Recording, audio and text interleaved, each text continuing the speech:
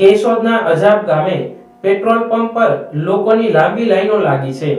અજાબ ગામે petrol pump પર tractor, રિક્ષાઓ અને અન્ય વાહનોમાં ડીઝલ ભરાવવા માટેની 1 કિલોમીટર જેટલી લાઈન લાગી છે।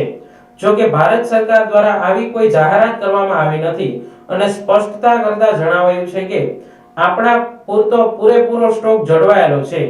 લોકોએ ખોટી અફવાઓ તરફ ધ્યાન ન આપવા પેટ્રોલ પંપ માલિક તથા અજાબ સરપંચ મગનભાઈ અઘેરા દ્વારા જનજાગૃતિ માટે અપીલ કરવામાં આવી છે। રામ પેટ્રોલિયમ અજાબ ખીમભાઈ કરશનભાઈ રામ સર્વ ગ્રાહક મિત્રોને જણાવવાનું કે આ મીડિયાની અફવાઓના હિસાબે ડીઝલ મળશે નહીં એવી અફવાઓ ફેલાયેલી છે।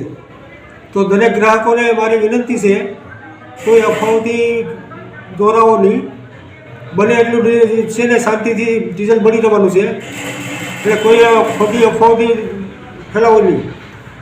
દરેક ખેડૂતોએ થોડીક સ્ટોક ન કરવાની વિનંતી કરું છું કે સ્ટોક કરવાથી બીજા ગ્રાહકોનું અહિત થાય, એટલે તમારે એટલું 1 બેરલ ભરાવો અથવા કાકી ભરાવી લો, 2 3 4 બેરલ ભરાવવાથી બીજા ખેડૂતો પરેશાન થાય।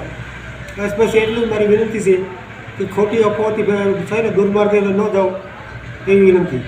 જરૂરિયાત પૂરતું પેટ્રોલ જોઈએ ત્યારે મળી રહેશે અને વધારે સંગ્રહ કરવો નહીં, કેમ કે સંગ્રહ સ્થળે કોઈ ગંભીર પ્રકારની આકસ્મિક ઘટનાઓ પણ બની શકે છે। માટે ખોટી અફવાઓ તરફ ધ્યાન ન આપવા અપીલ કરવામાં આવી છે। મગનભાઈ અઘેરા, સરપંચ અજાબ। આજે અજાબ ગામે પેટ્રોલ પંપ ઉપર કિલોમીટર જેવી ખેડૂતોએ ડીઝલ ભરવા માટે ટ્રેક્ટર, રિક્ષાઓ, અન્ય વાહનો સાથે લાઈન લગાવેલ છે। માટે અજાબના સૌ ગ્રામજનો અને આજુબાજુના ગામડાઓના લોકોને, ખેડૂતોને જણાવવાનું કે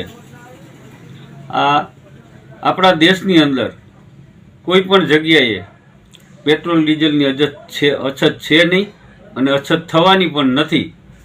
તો કોઈ અફવાથી ગભરાઈને ડીઝલનો સ્ટોક કરવો કે પેટ્રોલનો સ્ટોક કરવાનો પ્રયત્ન ન કરવો, જેનાથી જરૂરિયાતમંદ ગ્રાહકોને પેટ્રોલ ડીઝલ મળશે નહીં અને તમારે ત્યાં ખોટો સ્ટોક પડ્યો રહેશે।